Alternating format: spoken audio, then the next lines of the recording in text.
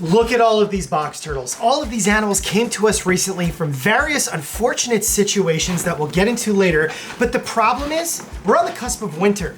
It's fall, the temperatures have dropped, and even though they're coming up a little bit here and there, it is way too cold for me to just put these animals outside.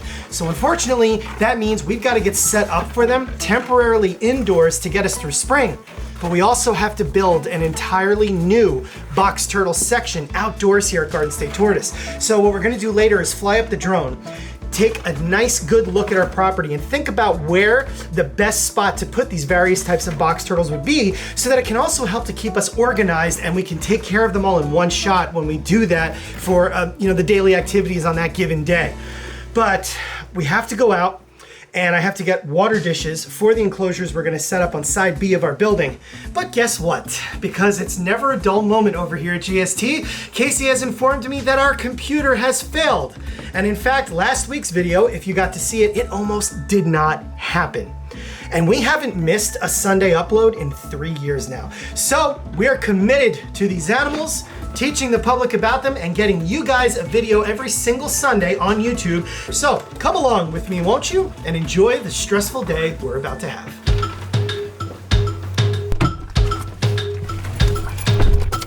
Okay. Let's go around the corner, pick up our water dishes first, and then we'll head out to get this new computer.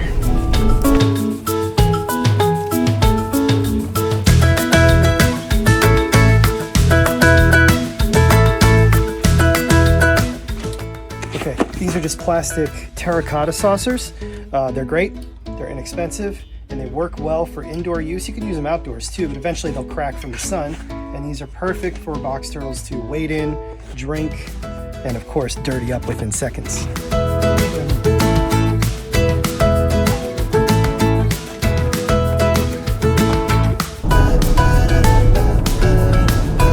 We're gonna stop and feed ourselves. We have so much to do today. This is, I'm getting a lot of, I'm stressy. You're stressy? Stressy. I want those turtles set up quickly.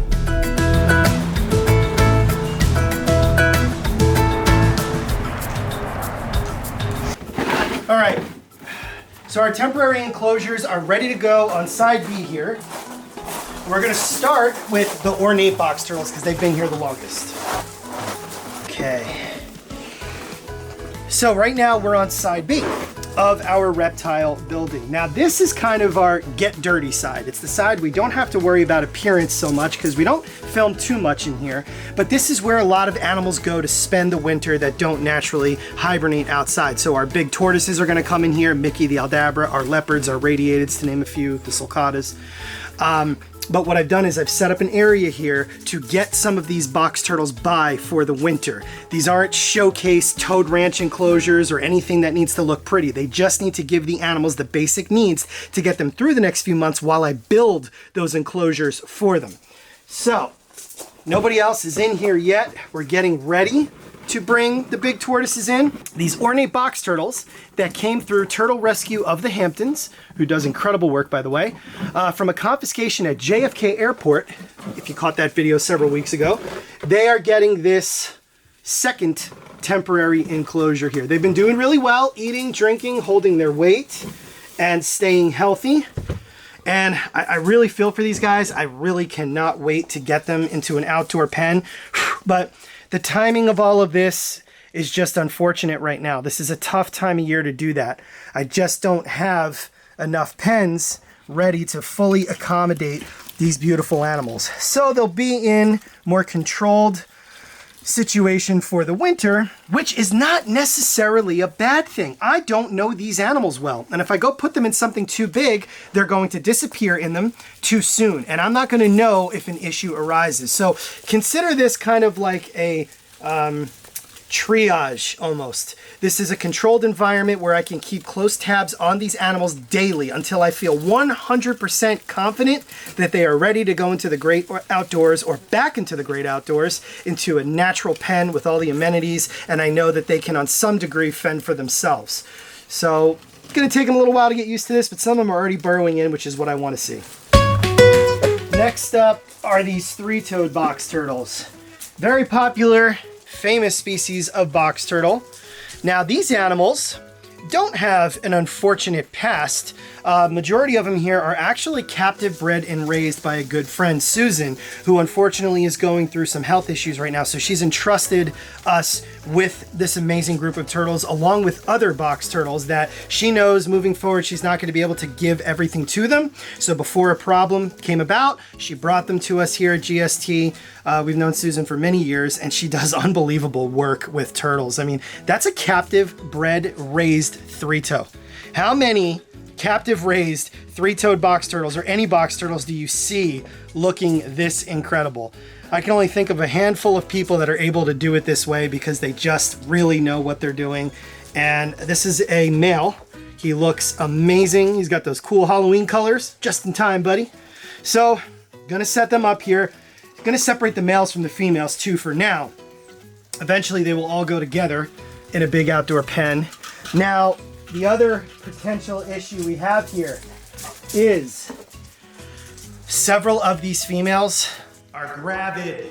That means they are carrying eggs. It's not the normal time of year for them to do so. However, a lot of box turtles will lay eggs several times throughout the year, and that differs from the box turtles that come from up here. The box turtles we have up here are, of course, the Otises, the eastern box turtles. And those animals nest one time of year, typically in June into early July, and then that's it. Other box turtles, like Gulf Coasts, Cohelans, and Florida box turtles, can actually lay throughout the summer months. And apparently that's what these three-toads are used to doing. So a lot of these females are carrying eggs. So I actually have more work to do. Right now, they're gonna go into these, but I also have to keep tabs on the females to see when they're ready to lay. And I'm gonna have to set them up into bins with deep enough sandy soil so that they can lay their eggs safely. Quick fun fact for you guys that love box turtles, three-toed box turtles are not always the easiest to sex. Now when it comes to the eastern, it's a little bit easier. The males are far more colorful, deeply concave plastrons, really fiery red eyes compared to the females. But what I'm holding here is a male in this hand and a female in this hand, and look at how similar they look. The male does not have much concavity, and neither does the female. But one dead giveaway right away with mature adults is the size of the back feet and the length of those legs. The female has more petite feet, whereas the male has those really muscular, massive legs and back feet. Some of the male three-toads do develop red eyes. This guy does not, but he is in fact a male. Sometimes the males get a little bit bigger, sometimes they don't. So a lot of times with three-toads, you're just kind of waiting to see what happens. If one starts laying eggs, guess what? You've got a female. This lady is very heavy and she is carrying eggs. So she's one of the ones that I'm going to have to get set up. You'll also see real quick, if you look back here, this male, he does have a slightly longer, bigger tail than the female, but it's close. It's not as obvious.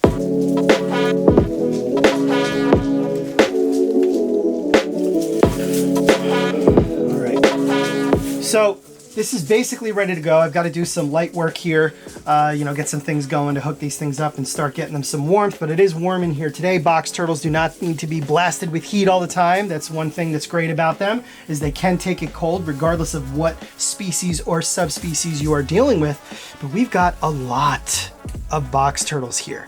So I want to point out one more thing before we head out there. So come with me back into the other room. We also have some easterns here. In fact, they look quite a bit like Otis. These are two males, and I'm not gonna set these animals up inside at all because they are both used to hibernating, which is good.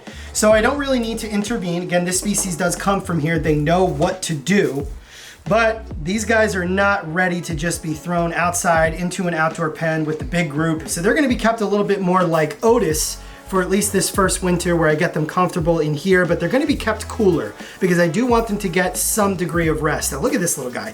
This is actually a stunted male eastern box turtle. He is fully grown and he has been like this for decades.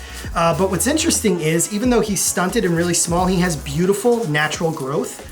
So I don't know exactly what caused this. I don't think anybody really knows, but he is very healthy. He's kind of a little mini version of Otis. But that is the plan for these boys. They are not gonna go outside yet. They'll spend some time in here and be ready to go in the spring. Now, let's get outside. Casey's gonna get that drone up into the sky because we need to map out where 12 box turtle pens are gonna go by spring.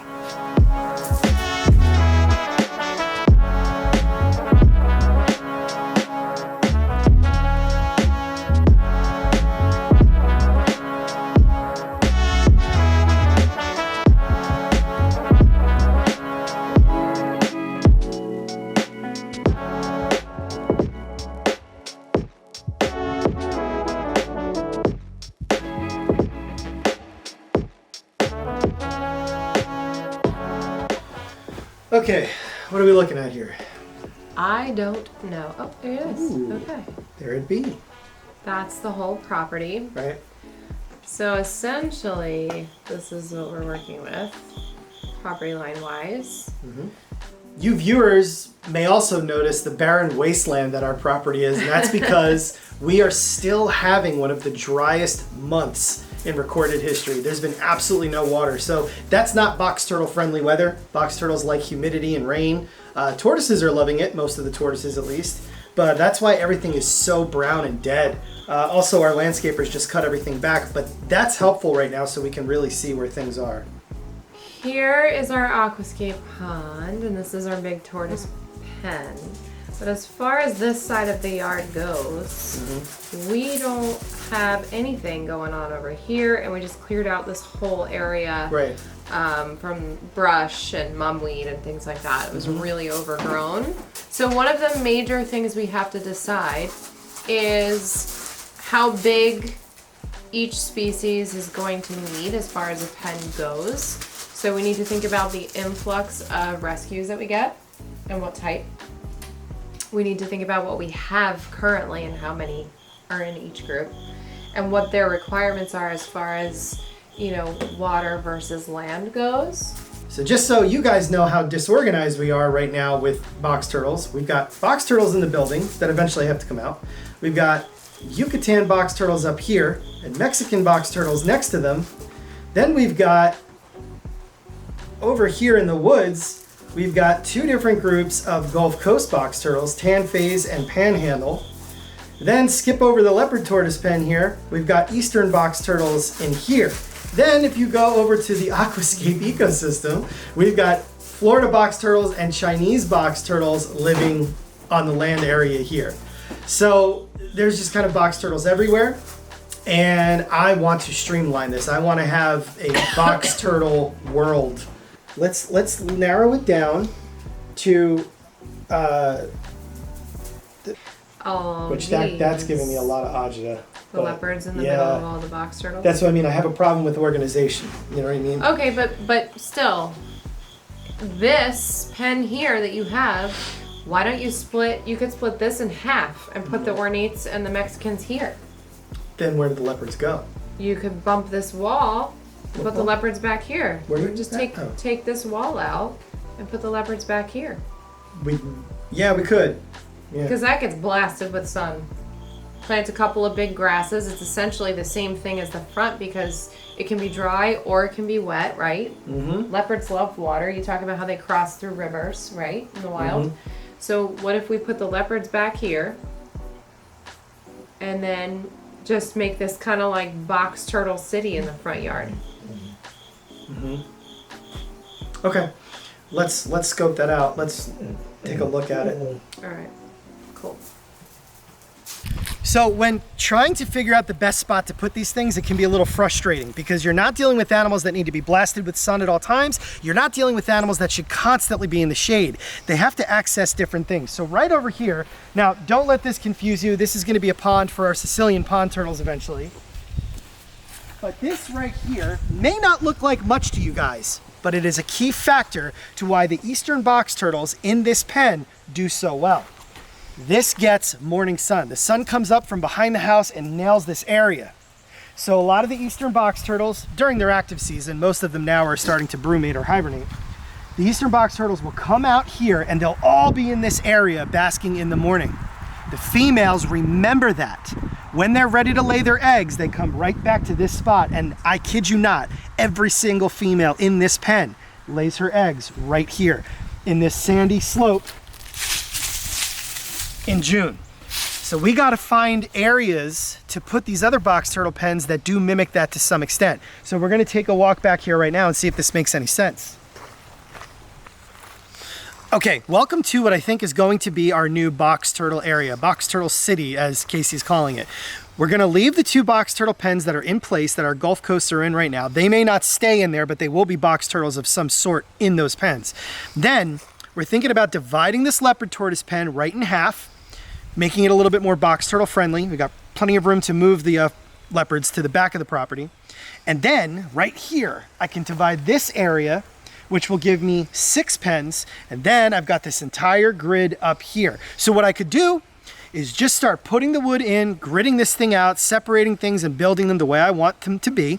And then come spring, when it's time to start getting the animals ready to introduce them, I can check and see where the sun is, how things are looking, and decide, okay, the Mexican box turtles make the most sense in this pen, whereas the 3-toads or the ornates make the most sense in these pens here. It's also gonna be butted right up against the Eastern box turtle pen, and we know that they thrive in there. They have for 8 years now. So yeah, I think this is exciting. It's an unbelievable amount of work that has to be done, but I want you guys to see just how much goes into properly doing this. You gotta always think. So that's that, but there's something else that I wanna show you guys. This is important, and this is the very reason why we are going the extra mile to make sure that our box turtles, like all other animals that live here at Garden State Tortoise, get the absolute best. These are the fruits of our labor. These are baby Mexican and Florida box turtles. And the reason these animals are so important is because they are true captive produced animals. They've never been in the wild. They don't know what the wild is like. Of course, they do have instincts and they have needs that have to be met at all stages of life.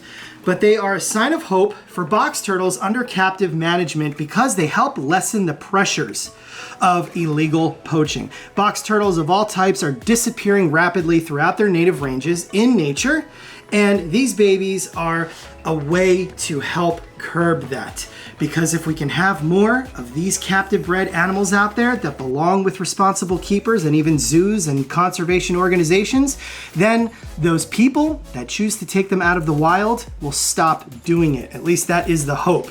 But we can't get this kind of result unless we set the animals up properly and they go through an annual cycle and they get all those natural elements outdoors. So I already have a ton of agita having these animals inside. It's only going to be for this winter. They absolutely will get outside sooner or later, but this is what I want to see from them.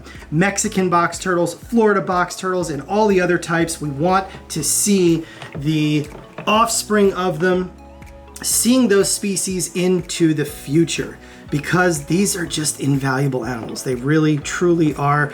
This is such a rare turtle right here. And this very group of Mexican box turtles, if you are a follower of ours, you will recall that their parents were illegally poached out of the wild in their native Mexico. They were then intercepted by authorities, sent to the Memphis Zoo, and then the Memphis Zoo sent them to the Turtle Survival Alliance, who then placed them with us here at Garden State Tortoise to live out their lives. And they are proving to do very, very well. And well, these are just some of the ones that we have been producing from them, and you can see just how awesome they are. Also, these animals are only a little over a year old, and look at how much they've grown already. They have really hard shells, they are thriving, and they are such a sign of relief and a sign for what's to come in the future. So wish me luck. I've got so much work to do, but you guys are coming along with me for the journey. We're gonna be throwing the progress of these pens and this whole box turtle city here at GST into videos here and there so you can see the whole thing come together. And sooner than later, we will have those adults outside in the comfort of a natural manner and hopefully have these kinds of boogers to show you guys in the future.